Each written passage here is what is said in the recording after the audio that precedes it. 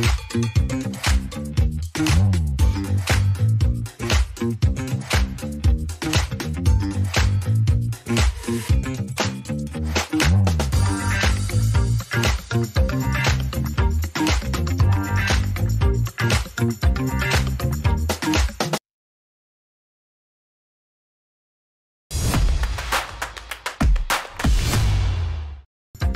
talk vous est présenté par Réunion Accueil Formation. Ensemble, nous mettons votre avenir en sécurité.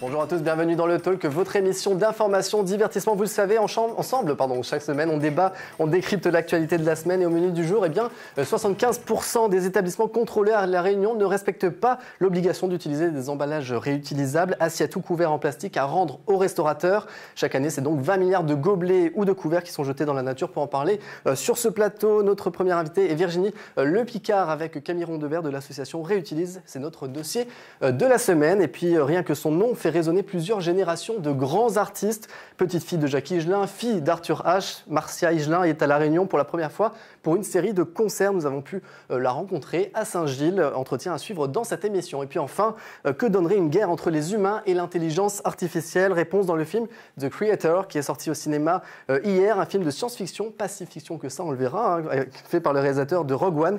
Arthur Boyer nous donnera son avis. Tout ça, c'est dans le Talk, épisode 7. Bref, larguez!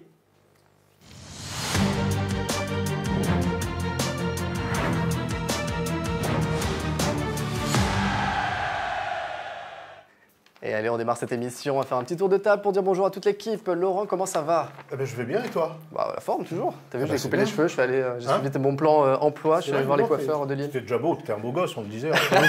Mais là, il y a quelque chose là. C'est vrai. Là, si on fait pas des bonnes parts de marché, enfin, je sais pas. Ça va être pour toi.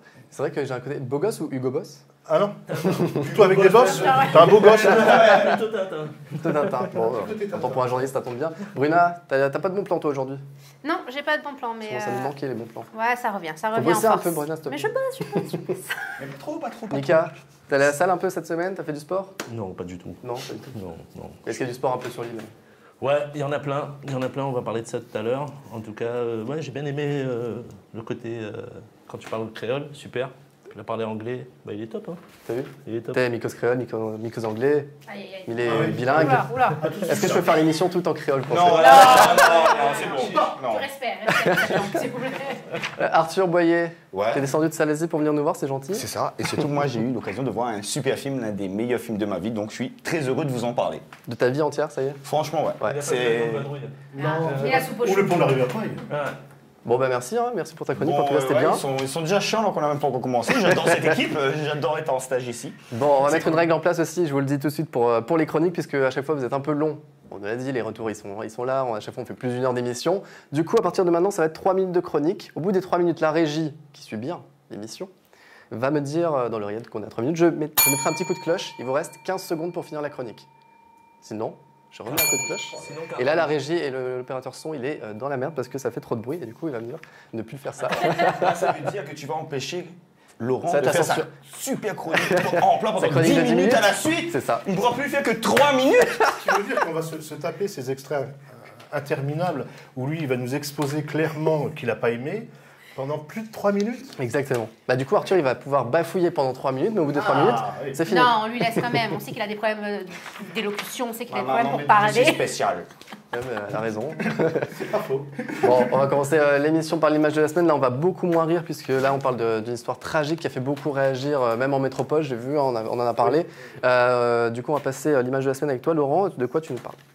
Je parle de la petite Chana, la petite Chana qui est décédée sous les coups de 2 adolescents. Il semblerait, en tout cas l'enquête s'oriente plus vers une une adolescente de 14 ans, mais bon, il y a quand même, je dirais, la collaboration d'un autre adolescent de 16 ans. Ce qui est choquant et pourquoi l'image de la semaine, c'est, comme tu dis, tous les médias se sont relayés sur l'émotion que ça peut comporter. Cette petite qui a fêté quasiment ses 16 ans le jour de son décès, ou tout au moins le jour de ses obsèques, pardon, le week-end dernier. Ça nous touche tous, qu'on soit parents ou pas. Les conditions dans lesquelles elle a été martyrisée au point d'en mourir, à coups de galet, étranglée, et puis, je veux dire, un meurtre perpétué par des gens de son âge, voire même plus jeunes qu'elle. C'est dur, c'est très très dur, et voilà, ça touche l'ensemble, je dirais, de la communauté à La Réunion et bien au-delà des frontières, à chaque fois qu'un enfant est touché. Justement, le sujet des réseaux sociaux, ce sera le Sapassacas tout à l'heure avec Arthur. Forcément, c'est un sujet, on était obligé d'en parler dans cette émission, puisque c'était un peu le sujet de la semaine, et même de la semaine dernière, ça a duré. On en saura plus dans les prochains jours sur cette histoire. Et puis en plus, c'est un peu la loi des séries en ce moment avec les marmailles, puisque là, il y a encore un prof de PS qui s'en est pris à un jeune élève. À la cantine aussi, un gamin Salazie, une tati qui a tapé un enfant, très jeune, semble-t-il, je crois 3-4 ans, quelque chose comme ça. On a cette jeune fille recherchée là, qui est portée disparue, je crois que c'est Lina ou Lima, du côté de l'est de la France, si mes souvenirs sont bons. Et puis il y a cette petite fille morte sous les coups d'un beau-père et d'une mère, âgée de 3 ans. Ça fait beaucoup, oui, ça fait beaucoup. Quasiment tous les jours, un enfant je dirais, est touché par ce genre en tout cas, on commence à en parler de manière plus récurrente, donc c'est bien parce que c'est comme les violences conjugales, au final, on met la lumière sur ces sujets-là, mais c'est vrai que du coup, ça donne... Parce qu'il n'y en a pas toujours eu autant de violence, et juste on commence à mettre la lumière dessus. Et comme les violences conjugales, il y en a toujours eu, et c'est juste que maintenant on en parle plus et on donne plus d'éléments. Effectivement, on va passer du coup en embrayer direct sur le rattrapage d'actualité, c'est pas forcément plus glorieux non plus. On va commencer avec le jeu de la virgule. Je sais pas si vous avez vu ça sur TikTok. Incroyable cette histoire. À peine quelques semaines après la rentrée des classes, un nouveau défi populaire sur TikTok appelé le jeu de la virgule a pris place dans la cour de récréation. Ce challenge qui consiste à tordre le cou d'un camarade par surprise qui peut avoir donc des graves conséquences sur les cervicales, bien évidemment. De quoi inquiéter les parents et les professionnels de santé. Rapidement, pour ceux qui ont des marmailles ici, est-ce que ça c'est un truc qui peut vous inquiéter? Est-ce que déjà vous en avez entendu parler ici ou pas? Ouais, moi, mon fils m'en a parlé, je crois que c'était avant-hier. Il a entendu ça à la radio et il m'a dit que il avait déjà été confronté à ça. Et donc il l'avait aussi rendu, il l'avait fait avec un... Donc c'est arrivé à La Réunion. C'est arrivé ici et c'est ça qui est assez grave parce que c'est de plus en plus dangereux tous ces jeux sur les réseaux sociaux, TikTok notamment. Il y a eu d'autres avant, il y a eu le jeu du foulard. Il y a quelques 10 ans maintenant. Il y a eu le défi des cicatrices aussi l'an dernier, donc ça commence à faire beaucoup. Et c'est pas comme à notre époque, parce qu'à notre époque, nous on jouait quoi? Ce besoin de se faire du mal quand t'es gamin, je me rappelle, pour le coup, j'ai pas été assez bête pour faire ces jeux-là, mais quand même, tu te dis, entre le jeu du foulard, effectivement, tu vois, des fois les jeux des cicatrices, des fois, tu sais, il y avait des jeux où tu te tordais la peau et tout, mais ce besoin de se faire du mal... Je sais pas s'ils réalisent, s'ils se font vraiment mal, que c'est vraiment que c'est de la violence. Je sais pas si ces gens-là, je pense que c'est juste des jeux bêtes, ils veulent y jouer, ils veulent à qui sera le plus malin, mais je sais pas s'ils ont cette conscience de se dire, c'est dangereux au final. Ils veulent faire comme les autres, ils voient ça... Mais comme Bruno dit, il ne voit pas surtout la dangerosité de craquer le cou d'un gars. C'est du jeu avec un peu de violence pour rendre ça... Non, ça va aller, ça va aller. C'est du jeu avec un peu de violence pour rendre ça plus pimenté, on va dire, mais il ne voit pas la violence, enfin, je pense. Et la vraie question, c'est comment on peut faire pour protéger nos marmailles dans la cour d'école? Oui, mais tu as des enseignants, tu vois. Non, mais attends, les enseignants, tu as vu combien il y a de marmailles pour combien d'enseignants? Et les tatis, c'est pas énorme. Je pense que dans certaines écoles, il manque de personnel. On parlait d'harcèlement, tout ça. J'écoutais tout ce qui peut se passer dans le harcèlement. Peut-être qu'ils cherchaient des mesures, des nouvelles mesures. Peut-être que les nouvelles mesures, ce serait d'embaucher des personnes qui soient là, dans les cours d'école, et qui soient que spécialisées dans ça. Tout regarder. Non, mais vraiment que ce soit vraiment. Non, mais que ce soit en plus, parce que je pense qu'il n'y a pas suffisamment de personnel dans les écoles. Comme à notre époque, redonner le pouvoir aux professeurs. Voilà. Ben non, la preuve. Entre guillemets, la crainte de l'enseignant, la crainte du surveillant n'existe plus. Mais ils n'ont plus aucun pouvoir, ces professeurs, les faux. Ils sont plus crédibles. Mais non, parce que le moindre truc. Alors, dans ces cas-là, comme tu dis, si on en met d'autres encore plus qui n'ont pas de pouvoir, ça sert à rien. Pas des professeurs. Une équipe de foot de surveillants, ils n'ont pas de pouvoir. Non, mais les professeurs, malheureusement, n'ont plus aucun pouvoir. Maintenant, le professeur se fait malmener en classe, se fait insulter, voire se fait attaquer par les parents. Physiquement, et l'enfant va répondre, et c'est l'enseignant qui va prendre les conséquences. Il faut remettre la droiture au sein de l'école. Je pense pas que ce soit possible. Maintenant, tout de suite, les parents vont porter plainte, ça va être l'enseignant le fautif, alors qu'ils ne savent pas comment sont les enfants tous les jours. Je sais pas, ou alors tu réinstaures, comme avait dit Gabriel Attal ou quoi, tu remets de l'ordre Voilà. Il l'a dit là pour Il y a pas très longtemps, pour la baya que voilà, les parents respectent l'autorité des professeurs, que c'est au directeur d'école ou au principal de faire la loi, enfin de diriger la loi. Il faut remettre des mesures en place. Il faut respecter en fait. Si l'autorité suprême, si le président, les ministres, le Premier ministre ou le ministre de l'Éducation nationale, tu vas remettre les barrières et tout ça, je pense que ça peut marcher. On va juste enchaîner les amis parce que sinon on va dépasser. On est encore loin du 3 minutes. On va l'instaurer aussi pour l'actualité. À Annemasse, en métropole, de faux propriétaires qui expulsent des locataires d'un appartement. Leurs appartements sont loués à des occupants qu'ils ne connaissent pas par des personnes qui prétendent être les propriétaires des logements en question. Donc les locataires du propriétaire qui sont passés pour les propriétaires. Après avoir porté plainte, ils espèrent pouvoir reprendre la main sur leurs biens. Enfin ça c'est encore des... C'est comme les squatteurs. C'est excellent, mais on est dans le domaine du squat, mais alors ça va au-delà de ça, c'est qu'il y a quand même des anciens locataires qui se sont font virer par les faux propriétaires pour que les faux propriétaires puissent mettre, entre guillemets, de faux locataires, puisque de façon illégale, ça devient des faux locataires. Et ils perçoivent les loyers, et l'État, au nez à la barbe des autorités, qui, eux, impuissants, regardent la chose se faire. Et ce qui est ouf, comme avec les situations de squat, c'est arrivé avec tous les papiers, par A plus B plus Z. C'était chez toi. Mais ils vous disent, oui, mais vous savez, il faudra attendre. Alors qu'il suffirait juste de les foutre dehors, changer la serrure, et c'est fini. Mais non, il y a des lois qui protègent. Ouais, mais ça protège qui au final?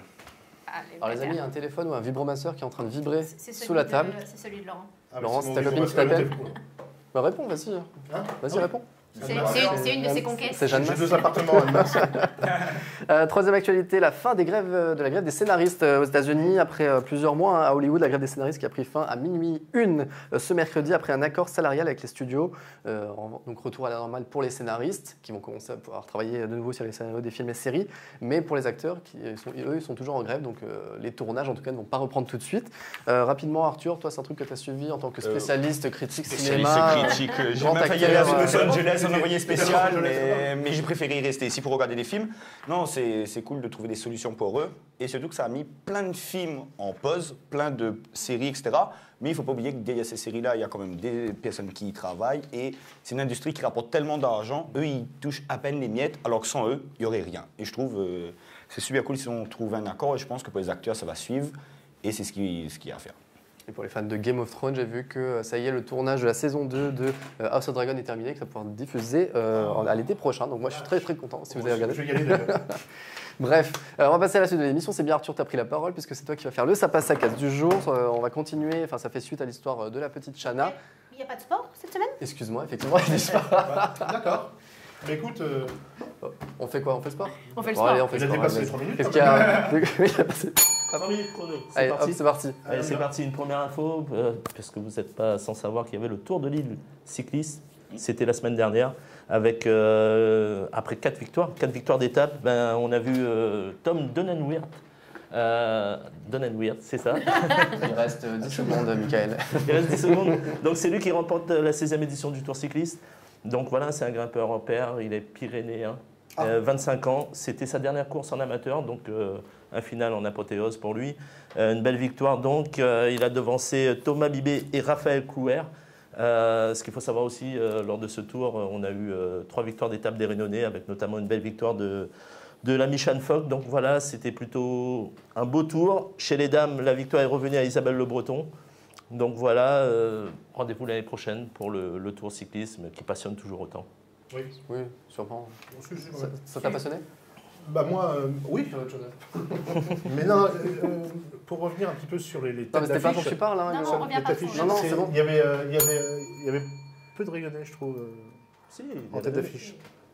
Ce qui est normal, puisque les meilleurs, ils sont aussi engagés en métropole. Ouais. Donc ils ont d'autres courses aussi, mais après, ouais, je trouve que le plateau était vraiment intéressant avec de belles bagarres. Ça faisait longtemps que ce n'était pas arrivé. Les Rénonais, ils ont montré qu'ils étaient encore là, malgré leur jeunesse. Et c'est plutôt intéressant et encourageant pour l'avenir. Pour l'avenir, oui. Est-ce qu'il y avait autre chose dans l'actualité? Oui, bodyboard, c'était aussi le week-end dernier avec, là, je vous emmène aux îles Canaries. Il y avait l'ETB Grande Canaria Pro, donc tour européen. Et là, 3 Rénonais ont brillé. Donc c'était Robin Legros qui s'est imposé en Open. Donc il y a 2 semaines. Ils sont pas aidés sur les noms quand même. Hein. Comment? Il y en a, ils ne sont pas trop aidés sur les noms. Il y a 2 semaines, il avait remporté l'étape de Saint-Leu et puis là, il a refait le coup. Donc il s'est imposé devant un Tahitien et un Sud-Américain. Donc une victoire à la maison pour lui, parce que ça fait quelques années qu'il est exilé du côté des Canaries, donc il est Saint-Paulois. Et puis on a vu aussi Amaury Laverne qui s'est imposé en drop knee Donc c'est toujours du bodyboard. Donc il s'est imposé devant un autre créole, Fabien Tazard. Donc voilà, donc je récapitule 2 champions d'Europe, Robin Legros et Amaury Laverne, et un vice-champion d'Europe, Fabien Tazard. Ah ouais. De la famille Tazard, Stéphanie Tazard. Bon, je sais pas, certainement. Non, mais il a dit ça comme s'il avait une suite. Fabien Tazard.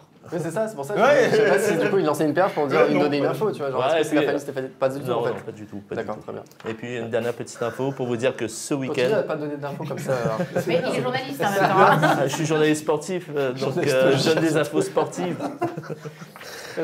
Ouais, dernier mot pour vous parler de foot, puisque ce week-end, ce dimanche, aura lieu la grosse affiche du championnat de la Réunion de foot entre l'Excelsior et la Saint-Péroise. Donc le premier contre le deuxième, il y a 5 points d'écart entre les 2 équipes.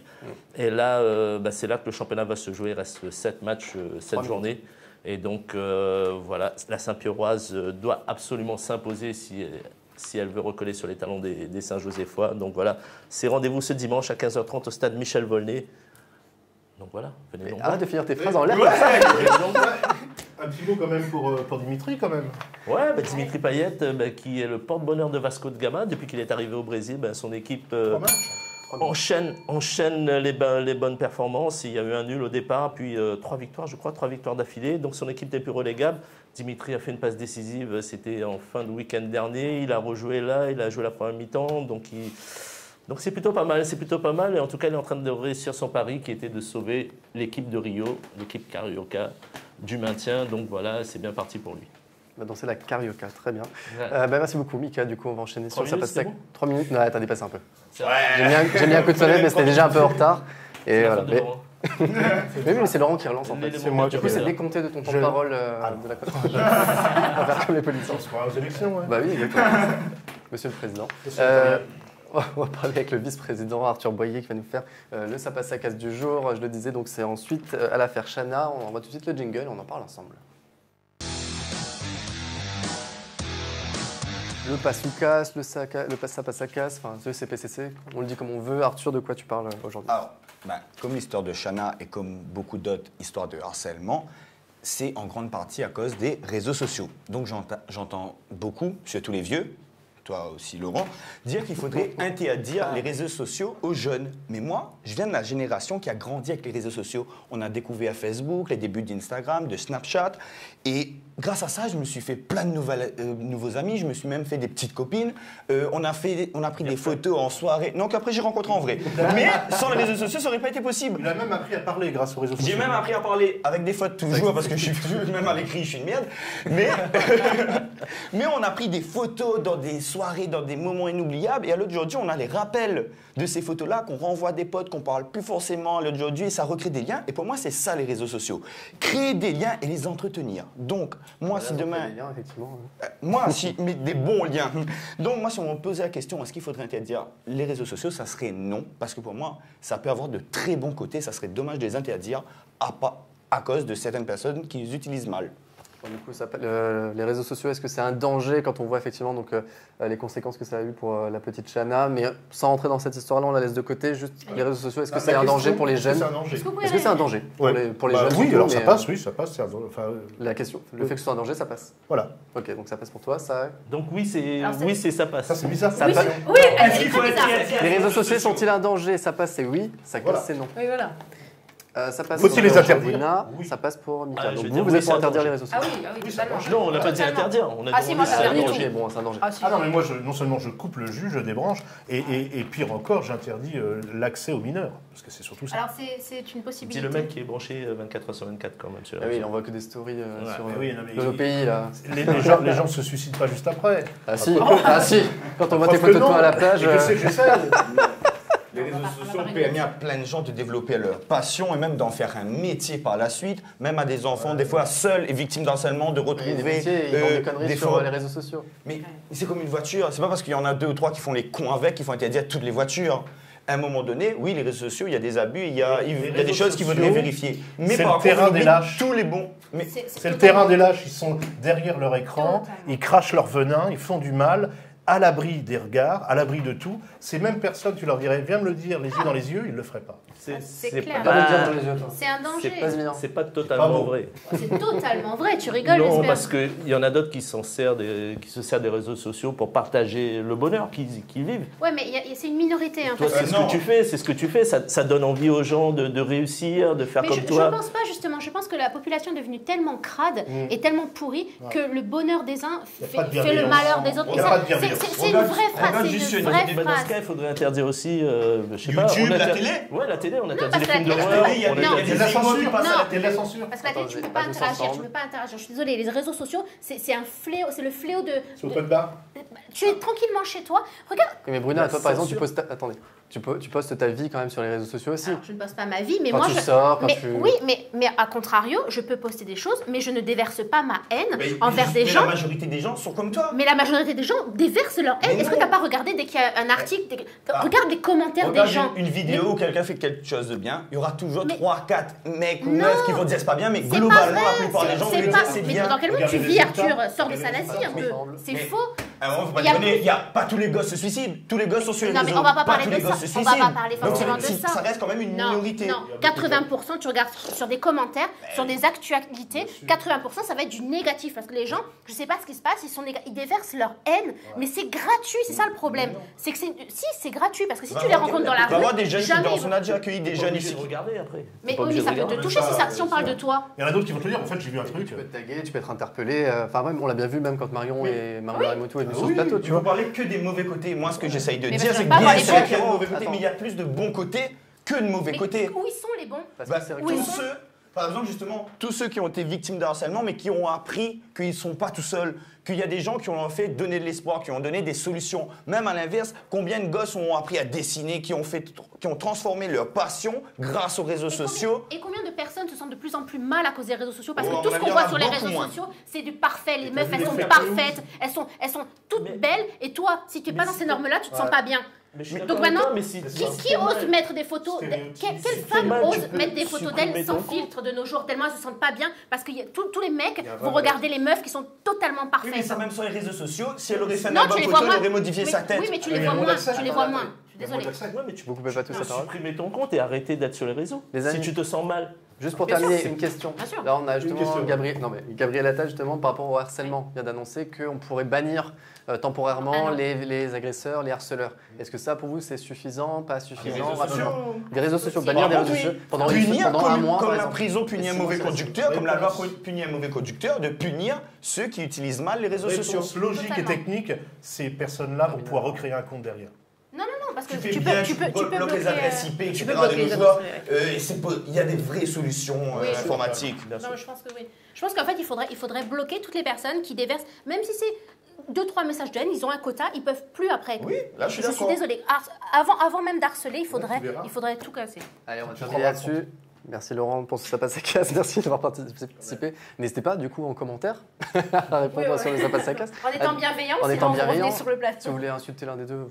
Ah mais il y en a une qui l'a fait d'ailleurs sur moi. Il y a des insultes? Il y a une personne qui m'a mal parlé. En direct, alors, madame, elle fait des gâteaux d'ailleurs. Cette dame n'a rien d'autre à faire que de me traiter de commère pays, ou de me parler mal, en plus de me tutoyer alors qu'on ne se connaît pas. Donc madame, si vous voulez venir sur le plateau pour me le dire en face, avec grand plaisir. Avec grand plaisir qu'on vous recevra. Venez physiquement. Ramenez les gâteaux. T'es un petit peu une commère pays. Non, parce que oui, c'est vrai. Non, parce qu'elle avait dit que j'avais dit des bêtises sur le fait que Marion aille à TPMP. Ce qui est totalement faux d'ailleurs, parce que c'est vrai ce que j'avais dit. C'était une lanceuse d'alerte. Ouais, mais madame... Bon, on va envoyer la publicité, on va descendre un peu en tension. Dans un instant, on recevra deux membres de l'association Réutilise, Virginie et Camille, qui seront avec nous sur ce plateau. On va parler ensemble donc, des emballages plastiques et des établissements, les restaurants qui ne respectent pas la loi ici à La Réunion, 75%. Ce sera après la pub, à tout de suite.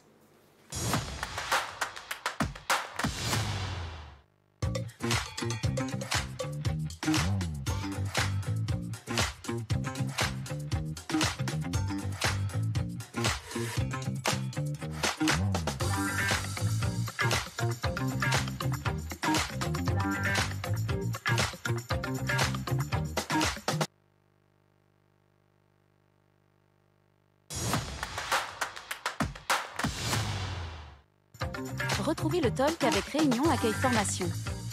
Ensemble, nous mettons votre avenir en sécurité. Et de retour pour la deuxième partie de l'émission. On a viré 2 chroniqueurs sur ce plateau. On a engagé 2 nouvelles chroniqueuses, Virginie et Camille de l'association Réutilise, qui sont nos invités du jour. Comment allez-vous? Bienvenue. Bonjour. Bonjour. Bah, ça va. Surtout ne parlez pas plus fort. Là, on est au max, c'est super. On va parler avec vous d'un sujet important, l'environnement, avec cette info 75% des établissements contrôlés par la préfecture, donc des restaurants de La Réunion, qui ne proposent pas d'emballage réutilisable, alors que c'est depuis le 1er janvier 2023 obligatoire. Alors, est-ce que c'est grave, docteur Virginie? Ben, nous, on est plutôt contents qu'il y ait eu ce contrôle, en fait. Parce oui, mais du coup, que les gens ne respectent pas. Que les gens ne respectent pas, bah si, c'est la pollution chaque année. Nous, on avait des chiffres de 2020 de la douane, de l'importation. Et on sait qu'il y a environ 500 tonnes de plastique qui sont apportées chaque année. Alors, j'ai vu qu'en métropole, c'est 20 milliards d'objets jetables, enfin c'est pas des couverts, des assiettes qui sont retrouvés donc chaque année, qui sont jetés en tout cas chaque année dans la nature. Est-ce que vous avez des chiffres un peu sur La Réunion, des estimations? Alors on a une estimation de quantité de déchets plastiques qu'on trouve dans les ordures ménagères. On sait qu'il y a 31 000 tonnes de déchets en plastique. Donc par exemple, si on prend un Laurent, ça représente combien de Laurent? Parce que là on est à quoi? Un Laurent, combien de Laurent? 500 kilos? Non, je fais un régime. 450. Du coup, ça fait combien de Laurent? Alors, Laurent, je ne sais pas, mais en fait, il y a une conversion qui est facile avec le poids de la Tour Eiffel. Parce que la Tour Eiffel, ça fait 10 000 tonnes, donc ça fait 3 Tours Eiffel. 3 Tours Eiffel chaque année? Ouais, c'est ça. Qui sont jetées, enfin qu'on retrouve en tout cas dans les ordures ménagères et qui sont jetées. Ça, c'est les chiffres du Modécom de l'ADEME de 2019. Et c'est quoi l'impact justement du plastique, de ces déchets en tout cas, sur, je sais pas, des papiers même de fast-food qu'on peut jeter, un papier de burger, ça a quel impact en fait sur l'environnement? Alors vous avez plusieurs impacts sur l'environnement, mais l'impact le plus négatif et qui n'est pas forcément quantifié, c'est le fait de retrouver ce plastique dans les océans et qu'il soit après consommé par les oiseaux. Enfin, on le retrouve dans la chaîne alimentaire, vous avez des impacts importants sur les oiseaux ou sur les tortues marines. Ça, on le sait, on le voit bien. On va à Kélonia. Justement, Laurent, tu parlais effectivement, là, en ce moment, il y a une campagne de publicité, on va dire, de promotion. Très belle, vous l'avez vu? Contre le tabac. C'est 4x3, les fameux mégots qu'on retrouve partout, qui sont aussi vraiment une source de pollution qu'on retrouve partout, plages, voies urbaines. Et on voit un caniveau, une phrase comme quoi le mégot ne finit pas que dans les caniveaux, et on voit une baleine dans le caniveau. Pour dire que voilà, tous les ravages de la pollution, malheureusement, et quand on jette un mégot, on ne se rend pas compte effectivement toutes les conséquences que ça peut avoir. Donc c'est un peu dans la même idée en fait, c'est qu'en jetant juste un papier, ça peut se retrouver après dans la mer et du coup avalé par des poissons ou quelque chose. Bruna. Non, j'ai une question parce que c'est vrai qu'on c'est pas à la mode, mais il faut qu'on change nos habitudes. Mais est-ce qu'on peut vraiment y arriver à changer nos habitudes, de consommer moins de plastique? Parce qu'on a fait ça toute notre vie. Je vois les fast-foods, ça fait plus de 30 ans que je suis sur Terre. J'ai toujours connu les fast-foods avec les emballages jetables. Et là, la dernière fois que je suis partie en métropole, j'ai mangé dans ces emballages, enfin dans ces vaisselles réutilisables, et je me sentis mal. Je me suis dit, est-ce que c'est bien lavé? C'était bizarre parce qu'on sait que dans un restaurant, normalement, c'est bien lavé, mais comme c'était pas mon habitude, je me suis sentie un peu... Enfin, je savais pas. Donc, est-ce que vraiment on peut changer autant nos habitudes et ne plus consommer du tout de plastique C'est une bonne question. C'est marrant parce qu'en Régie, ils ont dit pareil. Donc, c'est une très bonne question. On n'est pas habitué. Bruna pose des questions. Du coup, réponse. Non, mais alors, bon, ça, c'est votre opinion. Mais en tout cas, nous, sur les barquettes en verre qu'on propose, il y en a certains qui trouvent que du coup, la qualité de ce qu'ils mangent est meilleure. En fait, ça donne un meilleur niveau, un meilleur aspect sur la nourriture qu'on mange. Et justement, en tout cas, sur l'aspect le lavage, y a des exigences sanitaires, la HACCP, etc. Donc, tous ceux qui se mettent à laver eux-mêmes savent très bien qu'ils peuvent être contrôlés derrière. Donc, ils vont faire attention à ça. Mais ça va être effectivement une des craintes des restaurateurs aujourd'hui, quoi. Et justement, Camille, vous travaillez, non? Vous avez discuté un peu avec les restaurateurs Oui, aujourd'hui, moi, je fais un peu le tour, justement, en état des lieux des restaurants et de l'image et de l'idée de la vente à emporter aujourd'hui. Et les restaurants sont parfois, justement, ont un peu peur par rapport au lavage, etc. Nous, dans la proposition de barquette qu'on faisait, on proposait un service de lavage aussi, donc... Enfin, je veux dire, il y a des normes et de toute façon, que ce soit en restaurant ou avec nous chez Réutilise, on peut être contrôlé. Donc, il y a un moment, le réemployable. Est-ce que vous respectez vraiment? Parce que nous, on va passer, on va venir contrôler un peu ce qui se passe à Réutilise. S'il le faut, on verra au plastique. Hein. Non. Et du coup, la solution en tout cas que vous proposez, c'est les contenants en verre en fait. C'est de revenir un peu à l'ancienne, comme les grands-parents, d'avoir des bocaux, par exemple. Je dis ça à moitié rigolant, mais la gamelle, le gamelot. Gamelle, on y revient en fait. Il faut revenir un peu à cette façon-là. Nous, on propose effectivement des contenants en verre réemployables et on travaille aussi sur le lavage des boissons en verre. C'est les deux aspects sur lesquels on travaille. Après, effectivement, il y a une problématique de frein et de changement de comportement et de levée de frein au niveau à la fois des restaurateurs et des consommateurs. C'est ça. La barquette en plastique le midi, est-ce que vous allez voir les Réunionnais changer et passer pour du verre dans les mois qui arrivent? Je ne sais pas. Ils sont tellement habitués à ça. C'est surtout l'habitude de ramener. En fait, parce que c'est une gamelle que tu peux redonner, tu vois, enfin, limite ça passe, mais c'est le fait de garder, de jeter ensuite, et puis en plus les gens n'ont pas le réflexe.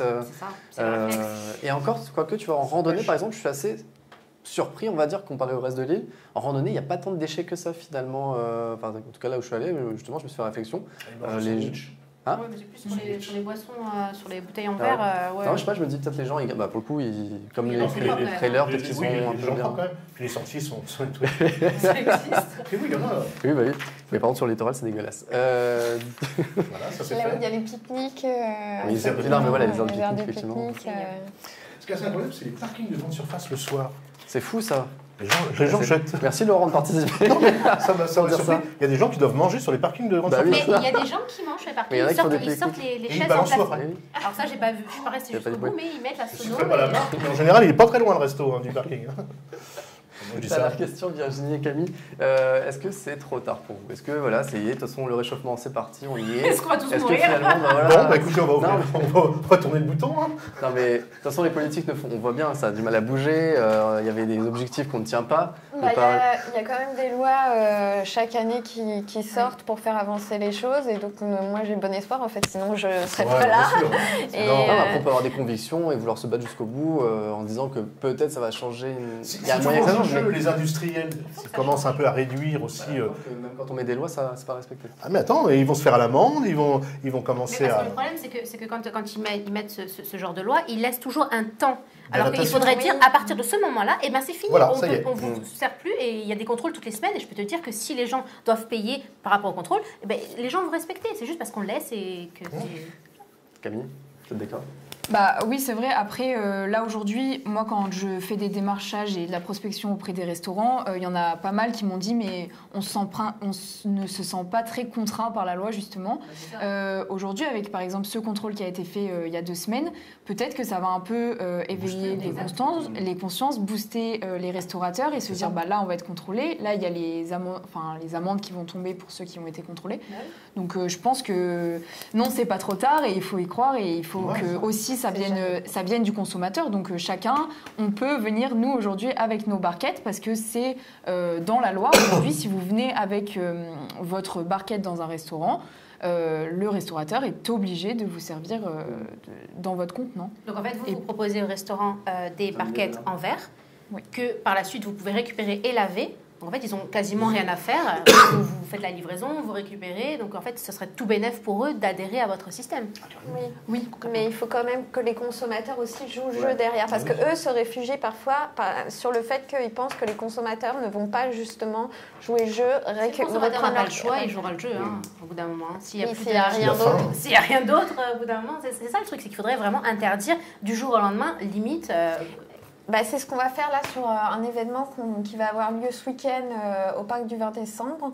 En fait, tous les restaurateurs vont utiliser les barquettes réemployables sur l'événement, sur toute la journée. Et voilà. Bah, super. Très bien. Super. Rendez-vous est prêt. Si je peux dire un petit mot. Allez, pour terminer, Virginie, on fait en ce moment une campagne de financement participatif parce qu'on va avoir une laveuse semi-industrielle pour le lavage des contenants en verre. Et on travaille avec 3 industriels pour qu'ils réemploient leurs contenants en verre. Donc il nous manque encore 3 000 €. On a déjà atteint 7 000. C'est une matinée de travail pour Laurent, ça. C'est super si vous voulez. C'est un gros week-end. C'est dommage parce que je joue un peu. Où est-ce qu'on peut week-end. Il y a la fraise ce week-end. J'ai un gros week-end fraise en barquette plastique. On a la campagne aujourd'hui qui est sur le site Ulule, donc vous pouvez retrouver Ulule. C'est un site de campagne de crowdfunding. Et sur le site et sur tous nos réseaux sociaux, on tape quoi? On tape réutilise. Et sur nos réseaux sociaux, sur le site internet. Super. Bah voilà, donc n'hésitez pas à faire un petit don, 3 000 €, c'est pas grand-chose, ça va. On peut y aller. 10 €, c'est très bien déjà. C'est à peu près 3 mm de la route du littoral. Quelque chose, c'est pareil. Merci. Découper un petit morceau. Merci en tout cas à toutes les deux d'être venues sur notre plateau. Justement, on va enchaîner avec la petite minute d'Émilie. On va parler encore environnement avec les coraux de la Réunion qui sont un peu en danger aussi. Donc on voit tout ça tout de suite avec Émilie Châtelet. Regardez. À la Réunion, si ça continue, l'ensemble des récifs vont passer de ça à ça. Et oui, les coraux réunionnais vont mal, je vous explique. Selon l'association Reef Check Réunion, aujourd'hui l'île ne compte plus que 20% de coraux vivants, toutes stations confondues. Pour vous donner une idée, elle estime que dans les années 60, il y en avait environ 60%, en 2000 50% et en 2009 30%. Concrètement, qu'est-ce que ça veut dire ? Pour Reef Check Réunion, 20% de coraux vivants, c'est le plancher. En dessous, c'est tout le vivant qui est considérablement impacté. Il faut savoir que les récifs coralliens sont comme des oasis en plein désert. Ils abritent 30% de la vie marine. C'est aussi toute une économie qui s'effondre. Plus de plages dans l'ouest, de pêche ou d'activités comme la plongée. Mais quelles sont les causes ?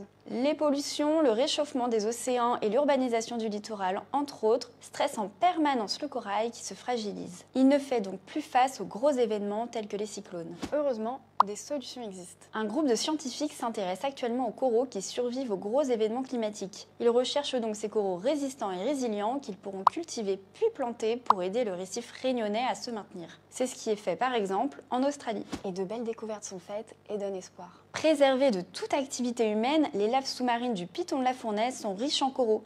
La coulée de 1977 a par exemple impressionné les scientifiques. 30 ans après, ils ont dénombré 108 espèces en 10 plongées, alors que sur la côte corallienne à l'ouest, 99 espèces avaient été recensées en 30 plongées. Et de notre côté, pensez-vous que nous faisons assez d'efforts pour préserver les coraux réunionnais ? Dites-le nous en commentaire. Et du coup, est-ce qu'on fait assez d'efforts justement pour préserver nos littoraux ? Ah, on fait des efforts, oui. Est-ce qu'on en fait assez ? Assez, on peut toujours en faire plus. Donc on ne fait pas assez. Vous connaissez le CEDTM, non ? C'est une association qui replante des... Je l'ai fait. J'ai participé. Attends, laisse... Oui, on replante le corail. Qui plante des graines, enfin on plante des graines, des plants, on fait participer la population pour préparer les graines et après faire pousser les semis. Et en fait, ça permet de reproduire une végétation qui est propice aux zones de ponte des tortues, qui permettent aux tortues de reconnaître les lieux et de venir pondre, etc. Donc ça permet aussi d'éviter... Et j'ai le droit à une parenthèse ou pas ? Allez, vraiment vite parce que un quart de seconde. Un beau geste est fait aux Seychelles. Dieu sait que c'est vraiment la mecque de l'environnement et vraiment du respect de la nature, même s'ils subissent comme tout le monde les fléaux de la pollution. Quand on adhère à un centre de plongée, déjà sur le montant de la plongée, il y a une partie qui s'en va justement pour les associations d'aide à la nature et à l'environnement. Mais en plus, pendant la plongée, on nous emmène sur un endroit où on va replanter un petit morceau de corail sur une zone bien spécifique. Et donc tout le monde met un peu la main à la pâte. C'est bien, comme ça après les touristes ils pourront venir reprendre le corail pour ramener à la maison. Alors allez le dire là-bas, tu risques pas. Merci pour cette info. On va continuer avec toi justement, c'est bien, tu as pris la parole. On va parler emploi, comme d'habitude, on va parler de GBH avec toi. Donc c'est Traverse la rue, on envoie le jingle et c'est à Lolo Pays.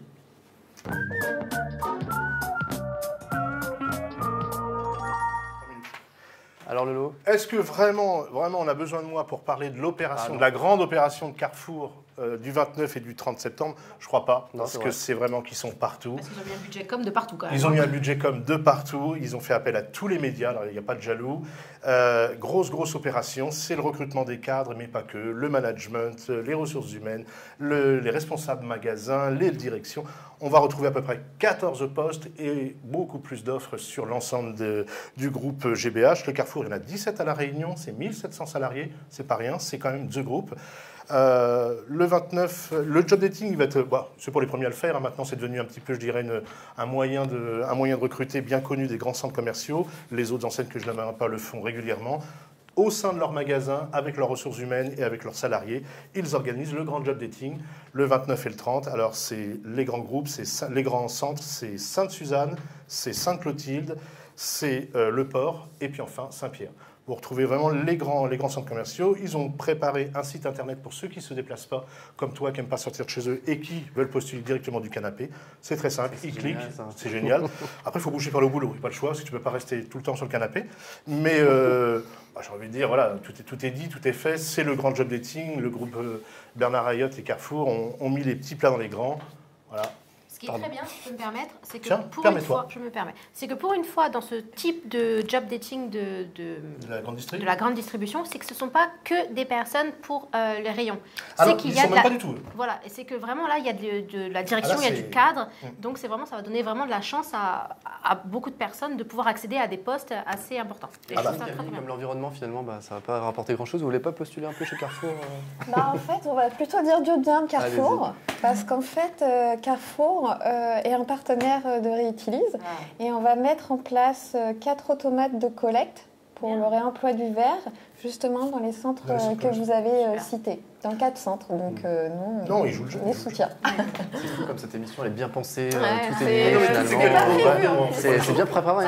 Ça c'est Edouard. Ça c'est Edouard en vrai. Il n'a pas de nulle part donc. Donc voilà, ne loupez pas le rendez-vous le 29 et le 30. Non, j'ai pas dépassé le temps, attention. C'est de l'emploi, tu rigoles pas avec ça. En régie, et donc ne loupez pas ce rendez-vous parce que c'est peut-être le rendez-vous de votre vie. Mais après, concrètement, tu disais qu'il y avait une possibilité de mettre les CV en ligne. Mais quand tu vas dans un job dating, le mieux c'est quand même de se présenter. C'est la moindre des choses. Les gens, ils pouvaient pas, ils étaient pas envie. Ce jour-là, tu cherches un emploi quand même, tu te donnes les moyens. Il y a les matchs quand même de la Coupe du rugby, c'est pas évident de se rendre disponible. Voilà, écoutez, sur ces... C'est fou, t'as vu là c'était carré, t'as fini avant le temps, tu peux nous faire ça à chaque fois? T'es obligé de faire 10 minutes de chronique Non mais là le travail avait tellement été mâché depuis quelques jours, j'ai finalisé, j'ai mis un point sur le i et les barres sur les t, mais en temps normal il faut que je développe. C'est dingue ça quand même. Oui, tu parles beaucoup. Bon, merci en tout cas à nos deux invités, Virginie et Camille de l'association Réutilise. En tout cas, voilà, il faut recycler, il faut faire chacun un peu d'effort. Peut-être ça ne servira à rien, mais bon. Il faut que chacun y mette sa patte, au moins pour la beauté de l'île, parce que voilà, quand on va à la plage, au moins c'est propre. Quand on va faire des pique-niques, tout ça, donc pensez-y, un petit sac poubelle avec soi, et puis les bocaux en verre de Réutilise pour justement mettre son carry dedans. Merci à toutes les deux en tout cas d'être venues sur ce plateau. Dans un instant, on se retrouve après la publicité, on aura un entretien exclusif avec Marcia Higelin, de la famille donc, de Jacques Higelin, Arthur H, tout ça. À part Bruna, je pense que vous connaissez au moins un des noms que je viens de vous donner. C'est fou, Bruna ne connaît pas. Mais Bruna, elle ne connaît pas grand-chose. À part les bons plans, Bruna. C'est dingue. À part aller au resto et boire un coup. Bref, on se rejoint après la pub. À tout de suite.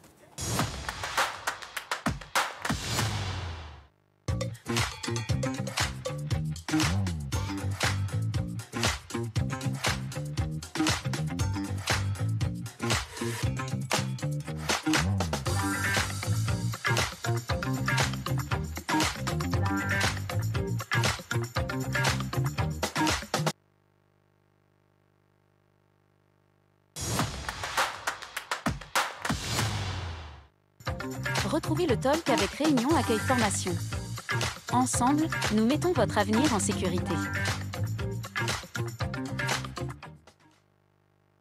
Et de retour pour la troisième partie de l'émission. Son nom rappelle des années de grandes chansons et de grands artistes. Nul doute qu'elle en prend également le chemin. Marcia, petite fille de Jacques Higelin et fille de Arthur H, est en concert sur notre île. Ce soir, elle sera à Saint-Paul. Demain, elle est en Salé et samedi à Saint-Benoît. Elle n'était donc pas disponible pour venir sur ce plateau malheureusement.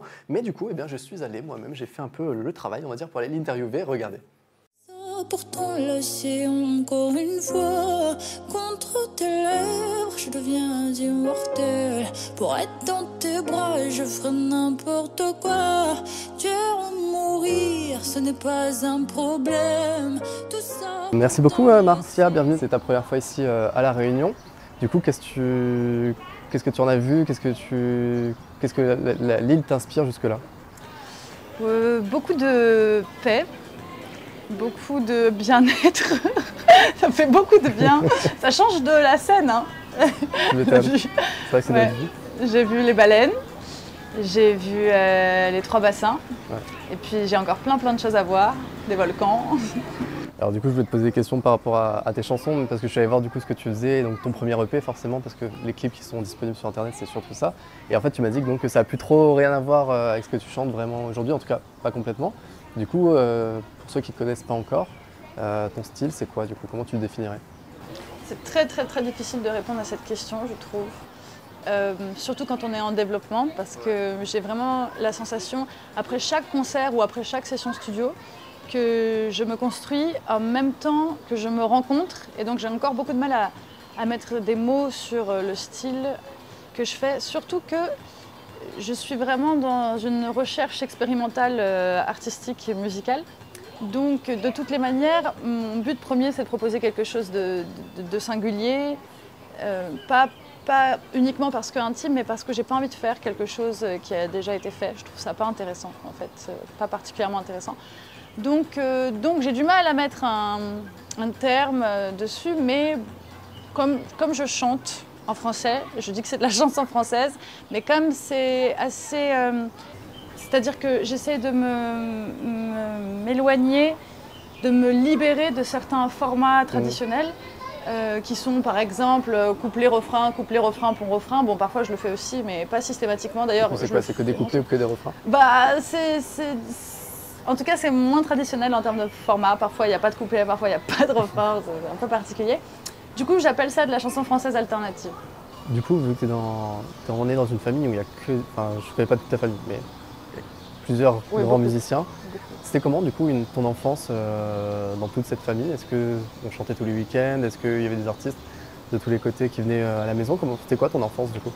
Alors, c'est très, très, très drôle parce que les gens ont une image... Il y a déjà des gens qui, quand je leur ai parlé du langage là, dont je te parlais tout à l'heure, il y a déjà des gens qui me disaient « Ah, mais vous parliez en chantant !»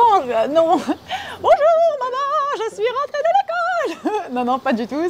On est une famille, tout ce qu'il y a de plus typique, normal, avec... des gens qui se parlent pas, des gens qui se font la gueule, quelques repas de Noël ratés, parfois pas de repas de Noël du tout, surtout tout le monde est occupé un peu partout. Il y a par exemple, beaucoup de gens me parlent de ma tante parce qu'on est assez proche d'âge, mais on se connaît absolument pas, j'ai pas son numéro, elle a pas mon numéro, on s'est un peu vu quand on était petite. C'est Isia du coup? Ouais, Isia.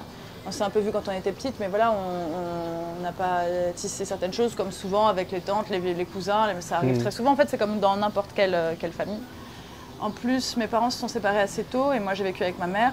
Toute l'enfance que j'ai vécue avec mon père, par exemple, mon père il faisait du piano toute la nuit en fait. Donc moi quand j'arrivais pas à dormir, j'allais me mettre sur un petit canapé qui était à côté de lui ou carrément sous le piano.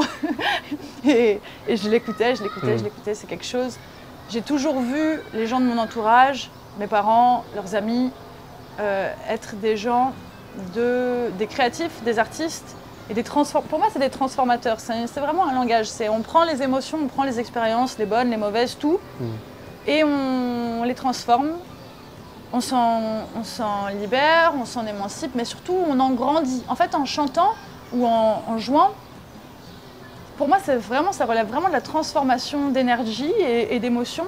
Et c'est très thérapeutique. Pour terminer, qu'est-ce qu'on peut te souhaiter, Marcia?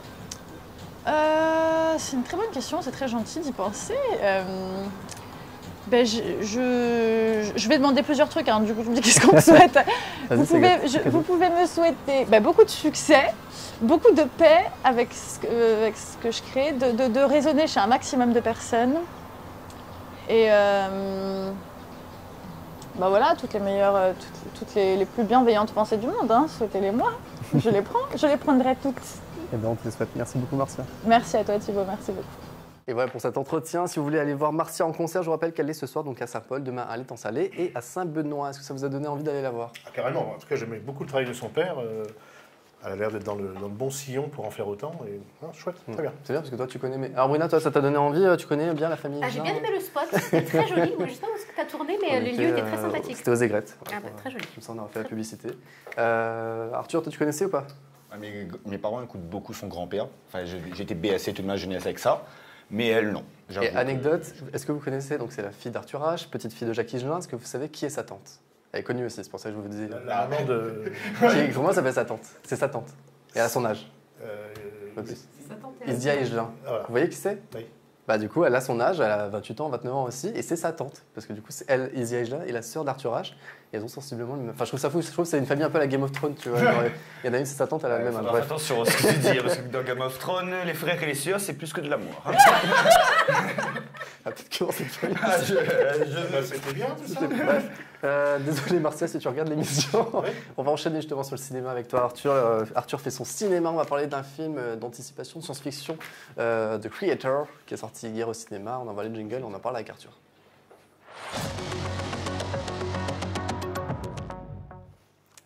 Alors ce film les 2 dernières semaines, comme vous le savez, je suis parti voir des films français. Et c'était cool, mais voilà. Donc cette semaine, je me suis dit, je vais aller voir un gros film. Non, un gros film. Et je suis parti voir The Creator. Et j'ai bien fait parce que c'est l'un des meilleurs films, voire le meilleur film de science-fiction que j'avais jamais vu. Ça m'a fait vite fait oublier le cinéma français. On regarde un petit extrait, on en parle après. Quand la guerre a commencé, ils m'ont protégée. Ils ont pris soin de moi encore mieux que des humains.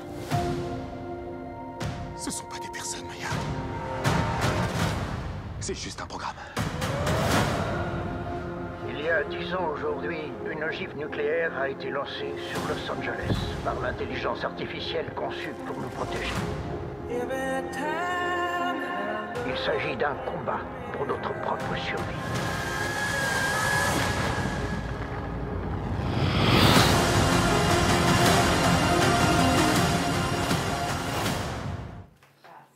Alors, le film se passe dans un futur proche où les humains et l'intelligence artificielle se livrent une guerre sans merci.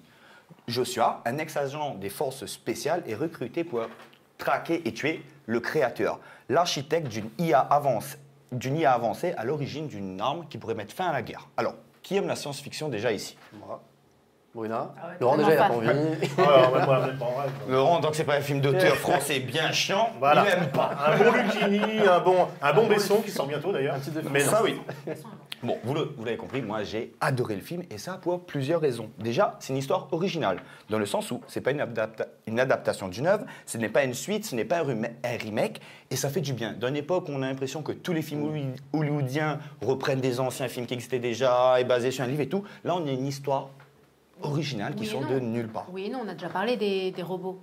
Oui, mais je veux dire que le scénario, les personnages, etc. ne vient pas d'un livre, ne vient pas d'un jeu, ne vient pas... C'est vraiment le réalisateur, il a écrit le scénario à partir de rien.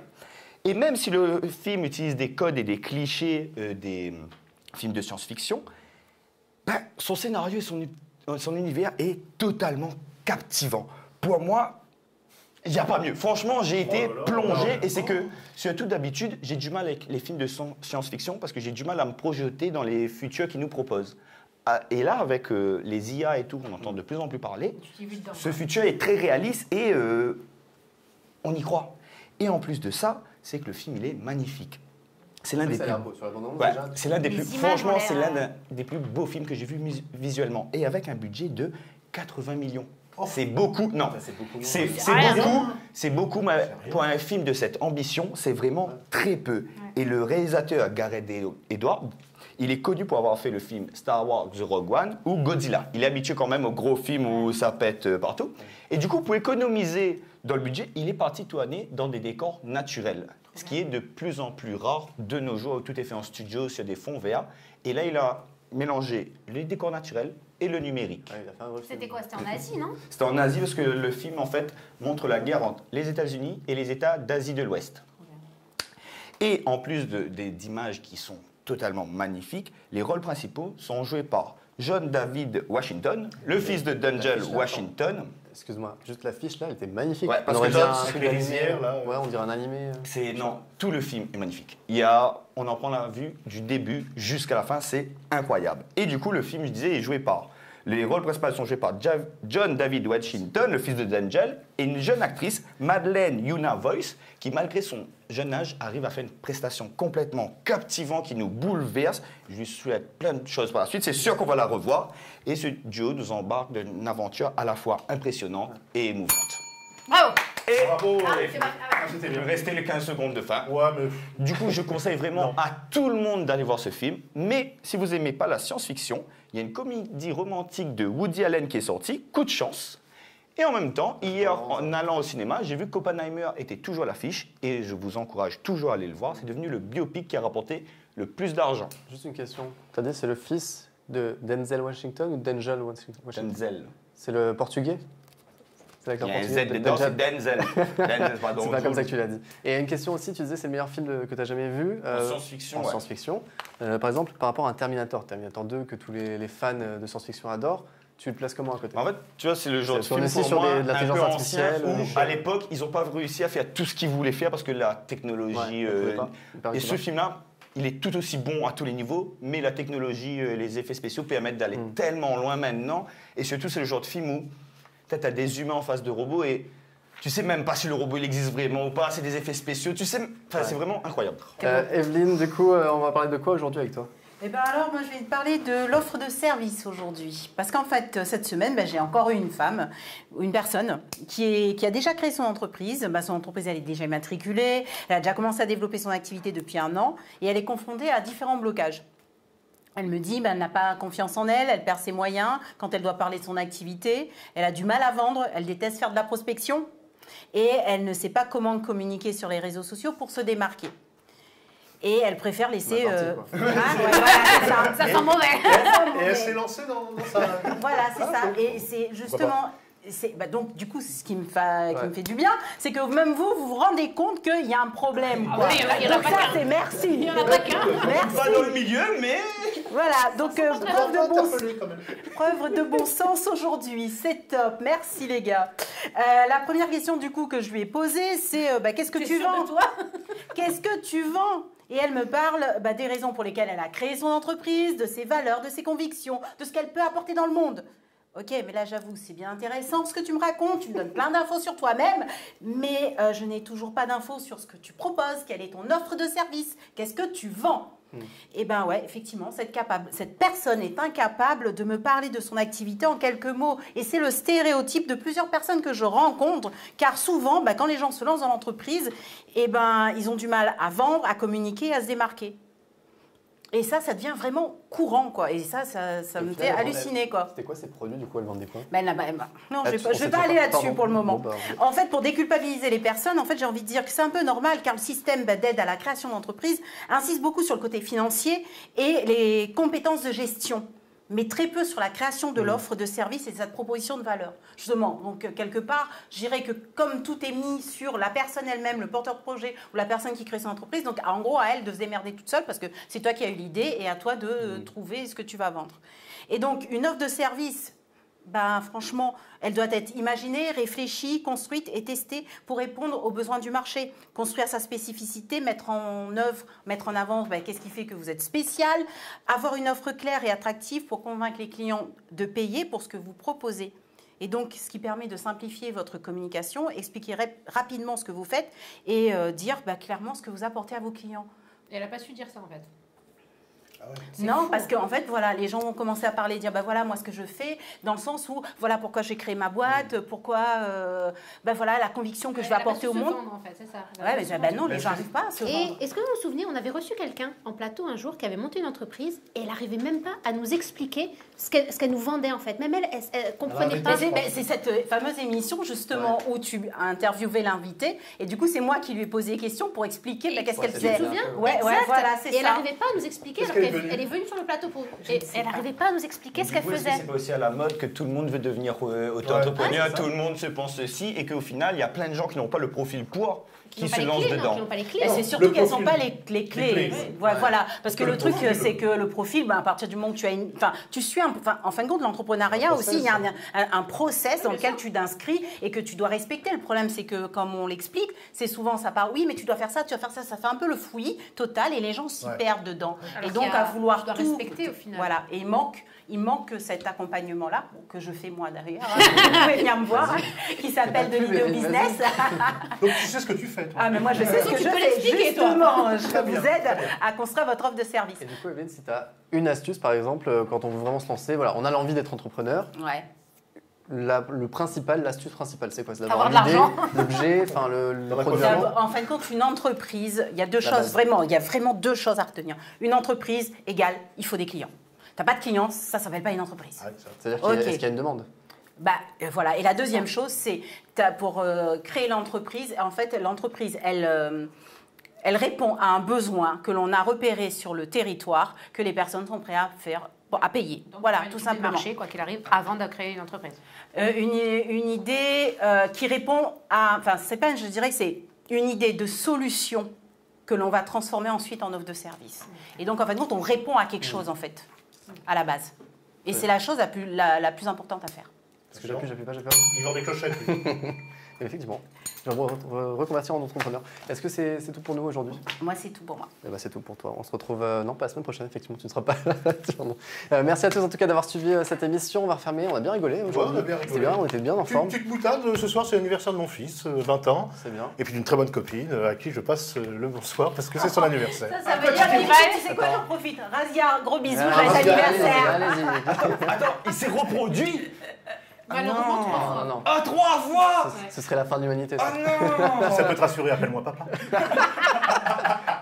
Nous, on t'appelle papy, mais après, chacun ses goûts. Et d'ailleurs, merci à toi, Thibaut, pour cette magnifique émission. Oui. Je compte être là la semaine prochaine, c'est pour ça. On la lèche. On peut lui essuyer la bouche, s'il vous plaît. Et il reste un peu là, effectivement. Il fait très bien coiffé. J'aime beaucoup ton pull. Oui. Oh là là. Mais qu'est-ce qui vous arrive? On sort ce soir? Ah oui, c'est vrai, oui. Allez, on sort. Et c'est toi qui paye. Merci à vous en tout cas d'avoir suivi cette émission. Vous êtes toujours de plus en plus nombreux à nous suivre, à nous regarder. Donc n'hésitez pas à partager cette émission, à regarder les extraits. Abonnez-vous à nos comptes. En tout cas, on se retrouve la semaine prochaine, toujours à la même heure, sur Click à nous et Télécréole. Et moi, je vous dis salut la Réunion. Ciao.